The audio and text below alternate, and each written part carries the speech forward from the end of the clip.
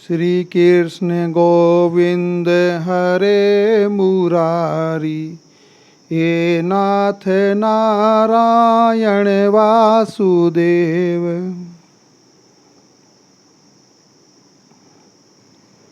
महाभारत का युद्ध एक प्रतीकात्मक युद्ध है। संपूर्ण जीवन में ऐसा युद्ध होता है। मनुष्य जीवन एक प्रकार का युद्ध ही है जो दो स्तरों पर लड़ा जाता है। जैसे कि महाभारत के युद्ध में हुआ, उसी तरह से हम जीवन में भी दो स्तर पर युद्ध लड़ते हैं, बाहर की परिस्थितियों से और अपने अंदर की वृत्तियों से। अर्जुन महाभारत के युद्ध में दोनों सेनाओं के बीच में रथ पर आरूढ़ होकर के युद्ध के लिए उपस्थित हैं, परंतु युद्ध भूमि में आकर के और फिर युद्ध भूमि से पलायन करना चाहते हैं और उस युद्ध से भागने के पक्ष में अनेक तर्क भगवान श्री कृष्ण के सामने प्रस्तुत करते हैं। इस समय अर्जुन अपने सामने उपस्थित कर्म से भागना चाहता है, पर हम सोचें कि क्या कोई व्यक्ति कर्म से पलायन कर सकता है क्या?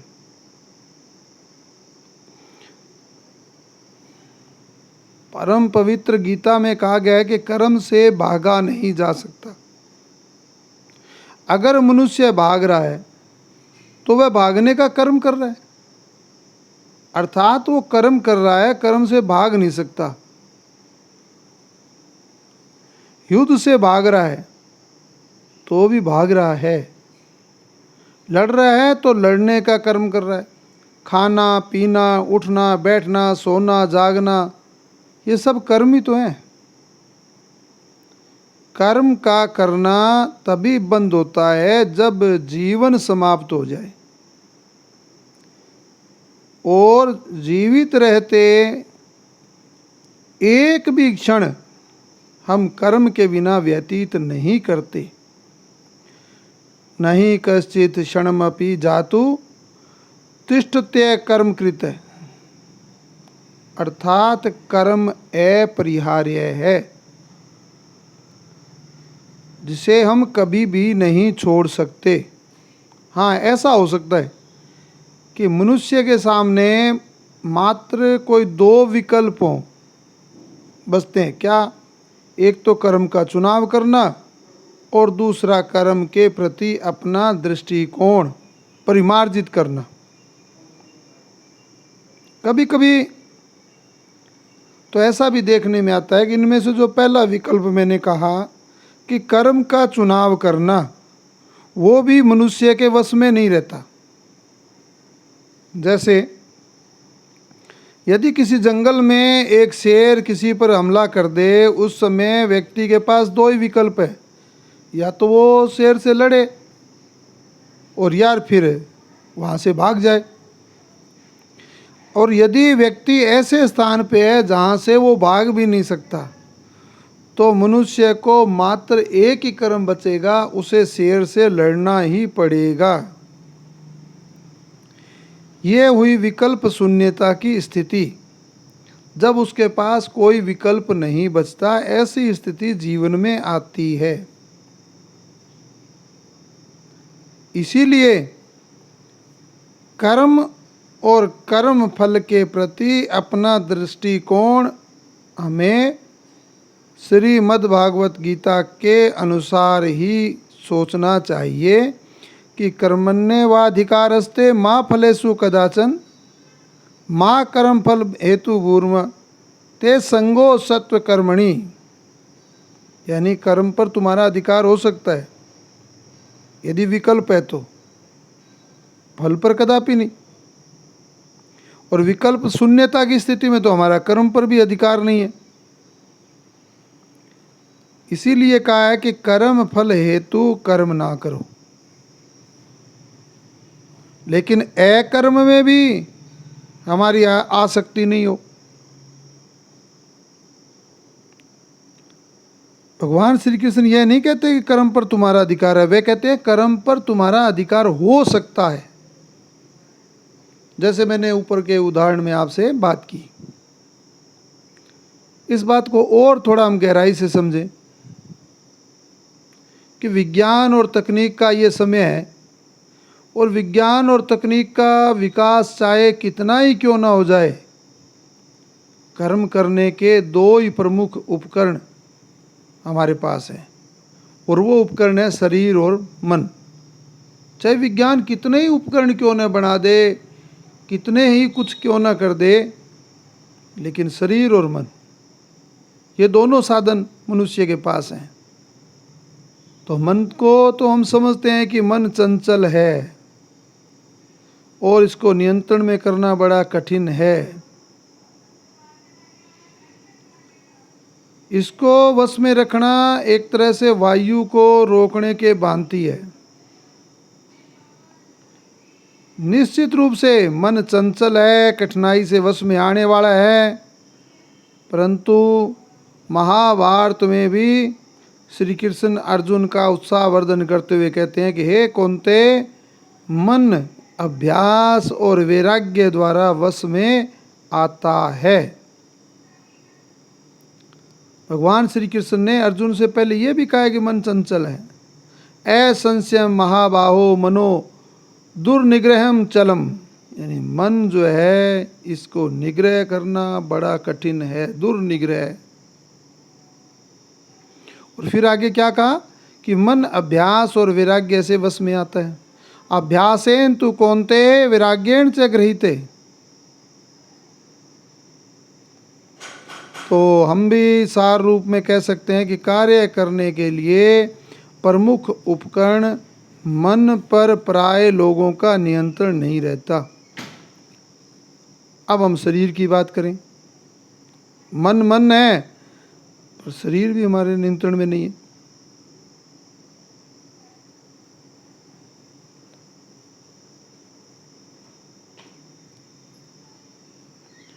हृदय, जिसे हम हार्ट कहते हैं, मस्तिष्क माइंड। तो हृदय मस्तिष्क ये शरीर के महत्वपूर्ण अंग हमारी अनुमति के बिना ही कार्य करते रहते हैं, और कोई नहीं जानता ये कब कार्य करना बंद कर दें, क्योंकि हमारा शरीर सर्वाधिक जटिल यंत्र है, मशीन है, और यह समय के साथ क्षरित होता रहता है, और कभी कभी तो अचानक कार्य करना बंद कर देता है। एक गणना के अनुसार शरीर के ठीक ठीक कार्य करते रहने की जो प्रोबेबिलिटी, संभाव्यता है, वो 3 अरब में से एक है, मात्र एक 3 अरब में से। इतनी कम प्रोबेबिलिटी, इतनी कम संभावना, तो इसका पूर्ण स्वस्थ रहना वास्तव में ही एक चमत्कार है। और ये हमें पता है, हम कोई भी कार्य करने की स्थिति में तब भी होते हैं जब हमारा शरीर और मन दोनों ठीक ठाक हो। मन ठीक नहीं तो कार्य नहीं कर सकते, और मन ठीक है, शरीर बीमार है, तो भी कार्य नहीं कर सकते। अतः कर्म पर हमारा अधिकार निश्चित रूप से नहीं है। हम तभी कार्य कर सकते हैं जब शरीर और मन का दोनों का सहयोग हमें प्राप्त हो। इसीलिए भगवान श्री कृष्ण ने कहा है कि कर्म पर तुम्हारा अधिकार हो सकता है। यदि हम ऐसा मान लें कि कर्म पर हमारा अधिकार है, तो ये बिल्कुल ही भ्रामक है, पूर्णतः असत्य है। कर्म फल पर तो तुम्हारा अधिकार कदापि नहीं है। यदि हमने कर्म किया तो फल मिलना चाहिए। कर्म सिद्धांत के अनुसार हर कर्म अपना फल देता है। कर्म कर्ता को ही फल देता है। और देगा भी। यहाँ निरस्तीकरण का नियम नहीं है गणित की तरह, 20 से काटो, इससे काटो और कट गया, नहीं, जोड़ घटाओ नहीं है।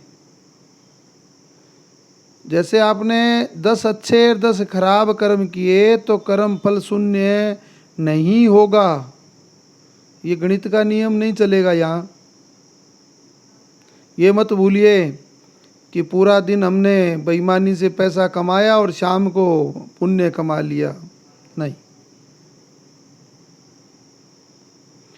10 अच्छे कर्मों के फल अच्छे मिलेंगे और 10 खराब कर्मों के फल खराब मिलेंगे। अब ये फल कब प्राप्त होगा, फल का, इस कर्म फल का स्वरूप क्या होगा, ये बड़े रहस्य की बात है, क्योंकि कर्मों की गति बड़ी गहन है। भगवान ने भी कहा है, गहना कर्मणो गति। यदि कर्म सिद्धांत के अनुसार हर कर्म का फल होता ही है तो भगवान यह क्यों कहते हैं कि कर्म पर तुम्हारा अधिकार कदापि नहीं है। सृष्टि में, ब्रह्मांड में कर्म करने वाले आप अकेले नहीं है, संपूर्ण जीव चराचर कुछ न कुछ कर्म कर रहे हैं। कर्म फल इन सारे कर्मों के प्रभाव से निर्धारित होता है। यदि किसी वस्तु पर कई लोग कई दिशाओं से बल लगा रहे हों, विज्ञान का सिद्धांत समझिए, तो वह वस्तु किसी एक बल विशेष की दिशा में ही विस्थापित होगी। एक वस्तु पर कई दिशाओं से, कई कोण से हम उसको धक्का लगा रहे हैं, तो वस्तु किधर जाएगी, वो उन बलों की परिमाण पर निर्भर करेगा। तो फल के निर्धारण में भी आपका भी इसी प्रकार कर्म का योगदान रहता है, परंतु मात्र आप द्वारा किया कर्म ही फल को पूर्णतः निर्धारित नहीं करेगा। अब इसमें अन्य कर्मों की भी भूमिका होगी। जैसे किसी प्रतियोगिता में प्रथम स्थान पर कौन होगा, इसका निर्धारण प्रथम स्थान पाने वाला प्रतियोगी नहीं कर सकता। वो कैसे कर सकता है, क्योंकि उसके साथ तो और भी बहुत सारे प्रतियोगी हैं। वो सारे प्रतियोगियों का प्रयास इसका निर्धारण करता है कि प्रथम स्थान किसे प्राप्त होगा। तो इस प्रकार जहाँ कर्म का सिद्धांत अटल है, वहीं भगवान का ये कथन भी अटल है कि फल पर आपका अधिकार नहीं है, पूर्ण सत्य है। इसलिए हमें अपना ध्यान फल पर नहीं अपितु कर्म की परिपूर्णता पर रखना होगा। यदि हम फल पर ही मन को टिकाए रखेंगे तो क्या नुकसान होगा। फल पर मन को टिकाने से दो नुकसान होंगे, कर्म उत्तम प्रकार से नहीं होगा और फल न मिले तो न मिलने की स्थिति में कुंठा होगी, विषाद उत्पन्न होगा। प्रतियोगिता की बात देखें, अब जब मन में ये होगा कि फल मुझे प्रथम स्थान आना है या ऐसा करना है और फल की हम ध्यान रखेंगे, तो जब हमारे से आगे कोई निकल जाएगा एक बार भी, तो हमें हतोत्साहित भी हो सकते हैं और प्रोत्साहित भी हो सकते हैं, लेकिन ये मन पर निर्भर करेगा। और फिर प्रतियोगिता में हम जब सफलता नहीं मिली तो कुंठा और विषाद भी होगा। अतः भगवान श्री कृष्ण भी कहते हैं कि कर्म फल हेतु कर्म न करो, बल्कि कर्म तो करना ही है। कर्म सिद्धांत के अनुसार तो फल तो मिलना ही है, आप चाहे करें, आप चाहें या न चाहें, करें से नहीं, कि आप चाहें न चाहें उसका फल आपको जरूर मिलेगा, अपने कर्म किए। कर्म फल हेतु कर्म न करने पर फल न मिलने से उत्पन्न होने वाली कुंठा, हमारी निराशा, हताशा और विषाद, ये सब मनोवैज्ञानिक समस्याएं हैं। तो जब हम फल की ओर ध्यान नहीं देंगे तो ये स्वतः समाप्त हो जाएंगी। लेकिन भगवान श्री कृष्ण ये भी नहीं कहते भी आप अकर्म में रहो, अकर्म में आपकी रुचि न हो, यानी अकर्मण्यता, आलस्य, प्रमाद, इन सब से हम दूर रहें। अब एक हम सोच के देखें अपने कि एक व्यक्ति की कल्पना करके देखें कि वो जो निरंतर कर्म में लगा है और वो फल की आशा से मुक्त है। कर्म सिद्धांत के अनुसार उस व्यक्ति को कर्म का फल तो प्राप्त होगा ही, कदाचित यदि फल उसके अनुकूल नहीं हुआ तो वो कुंठित भी होगा, निराश भी होगा। ऐसा कब होगा? जब हमें फल से उसको जोड़ के देखेंगे। और यदि वो उसने जो कर्म किया वो उसकी फल की आशा से मुक्त है तो फिर उसको ऐसा कुंठा, निराशा, हताशा बिल्कुल नहीं होगी। इसलिए फल की आकांक्षा का परित्याग और निरंतर क्रियाशील रहना, तो यह एक श्रेष्ठ मनोविज्ञान की स्थिति है। परंतु यह स्थिति प्राप्त करना कठिन जरूर है, असंभव नहीं। जीवन की महत्वपूर्ण उपलब्धियां कठिनाई से ही प्राप्त होती हैं। प्रत्येक व्यक्ति जीवन में सफलता प्राप्त करना चाहता है।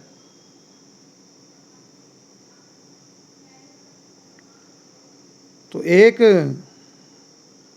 दार्शनिक प्रश्न नहीं उठाया जा रहा है कि शांति और प्रसन्नता अधिक महत्वपूर्ण है या सफलता।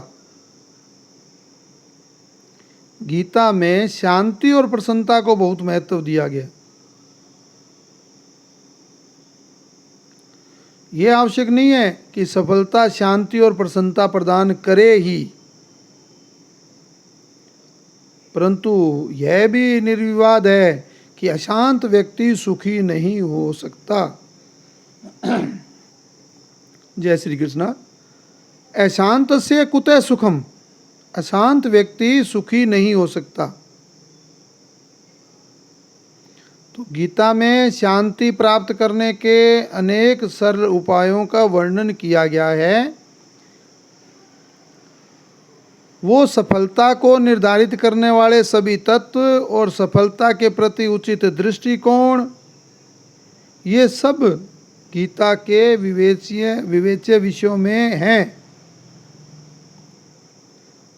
मनुष्य की बात करें तो सफलता चाहते सभी हैं, परंतु सभी सफल हों ऐसा नहीं संभव, और नहीं सभी सफल होते हैं। अतः सफलता के प्रति उचित और व्यावहारिक दृष्टिकोण का विकास यह अत्यंत आवश्यक है। गीता में कर्म सिद्धि और सफलता के कई कारण बताए गए हैं।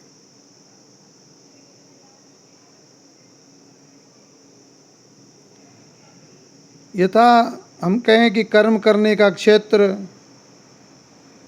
कर्म करने वाला, कर्म करने का साधन, और उसके साथ सफलता के साथ अनेक प्रकार के प्रयत्न और चेष्टाओं के साथ साथ देव यानी ईश्वर कृपा। यदि हम कार्य क्षेत्र की बात करें तो गलत क्षेत्र में कार्य कर रहे हैं तो हमारी सफलता भी क्या हो जाएगी? संदिग्ध हो जाएगी। तो सबसे पहले सफलता का आकांक्षी को क्षेत्र का चुनाव बहुत सोच विचार के करना चाहिए। हम इसे अपने विद्यार्थियों पर लागू कर सकते हैं। किस क्षेत्र का चुनाव करता है, किन विषयों का चुनाव करता है, यह सफलता के लिए बहुत जरूरी है। अब उसका कार्य करने का जो दृष्टिकोण है, यदि वो पूरे मनोयोग से कार्य नहीं कर रहा है व्यक्ति, तो भी परिणाम अनुकूल होगा या होना असंभव है। अर्थात सफलता उस कर्ता पर भी निर्भर करती है। उस करने वाले के, कर्म करने वाले की, कर्ता की एकाग्रता, समर्पण और उसका कर्म का वेग परिणाम को प्रभावित करते हैं। तीसरा मैंने कहा साधन। कर्ता द्वारा प्रयोग में लाए जाने वाले साधनों की महत्ता हम समझते हैं। यदि साधन भी कर्म देश कर्म के अनुकूल नहीं है, देश और समय के अनुकूल नहीं है, परिस्थितियों के अनुकूल नहीं है, तो भी सफलता संदिग्ध रहेगी। और ये सब कुछ है, लेकिन चेष्टा ना की जाए तो परिणाम आ ही नहीं सकता। चेष्टा से तात्पर्य है हमारे क्रियाकलाप। हम कर्म करें ही नहीं, साधन है लेकिन कर्म नहीं करते तो सफलता कैसे मिलेगी।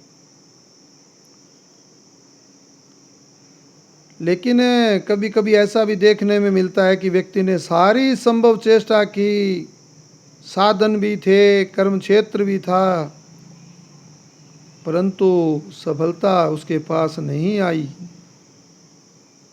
क्योंकि सफलता में दैवीय विधान की भी भूमिका होती है। जैसे मैंने पहले कहा कि सफलता का पांचवा कारण वो है देव। देवम चेवात्र पंचम। इस प्रकार मैंने कहा कि कर्म करने का क्षेत्र, कर्म करने वाला कर्ता और कर्म करने का साधन और उसके चेष्टाएं और पांचवा देव।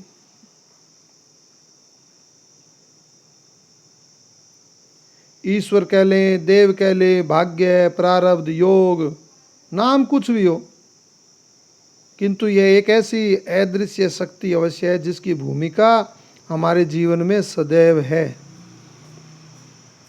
कभी कभी हम बहुत प्रयत्न करते हैं परंतु कुछ नहीं मिलता, और किसी समय बिना चेष्टा के ही हमारे कार्य सफल हो जाते हैं। ऐसा हमारे जीवन में बहुत बार होता है। तो जब पांचवा कारण देव, भाग्य, प्रारब्ध, योग अनुकूल रहता है तो सफलता अल्प प्रयत्न से भी मिल जाती है, अन्यथा हमारे प्रयत्न निसफल होते रहते हैं। सफलता और असफलता का चक्कर जीवन भर चलता रहता है। तो गीता इसके प्रति हमें सम्यक दृष्टि प्रदान करती है कि हमें संपूर्ण चेष्टाएं करनी चाहिए, पूरा प्रयत्न करना चाहिए। इसके बाद कर्म फल के रूप में जो भी प्राप्त होता है उसे ईश्वर का प्रसाद समझकर ग्रहण करना चाहिए। जिसे प्राप्त करने में प्रसन्नता का अनुभव हो उसे प्रसाद कहते हैं। परंतु इसका अर्थ यह नहीं हुआ कि हम फिर प्रयत्न नहीं करेंगे। यदि कर्म में त्रुटि रह गई है तो उसका सुधार नहीं करेंगे, इसका यह तात्पर्य नहीं है। प्रसन्नता और निर्लिप्तता के साथ प्रयत्न, यह गीता के दर्शन में सम्मानित है। प्रसन्नता हो और निर्लिप्त भाव से, अर्थात हम कर्म फल के प्रति आसक्त न हो, इन दो बातों को लेकर के गीता का दर्शन है। यदि हम प्रसन्नता की बात करें तो दुखी और कुंठित मन से यदि हम कोई चेष्टा करते हैं तो क्या होगा? हमारी ये जीवन यात्रा शांति से भरी रहेगी। और यदि इसके विपरीत हम प्रसन्नतापूर्वक प्रयत्न करते हैं तो मंजिल न मिलने पर भी, फल न मिलने पर भी कर्म करने की जो यात्रा है वो सुखद होगी। अशांति के साथ प्रयत्न करने पर मंजिल प्राप्त हो गई तो मंजिल फल प्राप्त होने की स्थिति में भी यात्रा तो अशांति और दुख भरी होती है। अतः हमें प्रसन्नतापूर्वक पूरा प्रयत्न करना चाहिए। अपनी कोशिश पूरी हो जाने पर तुरंत हम तटस्थ हो जाएं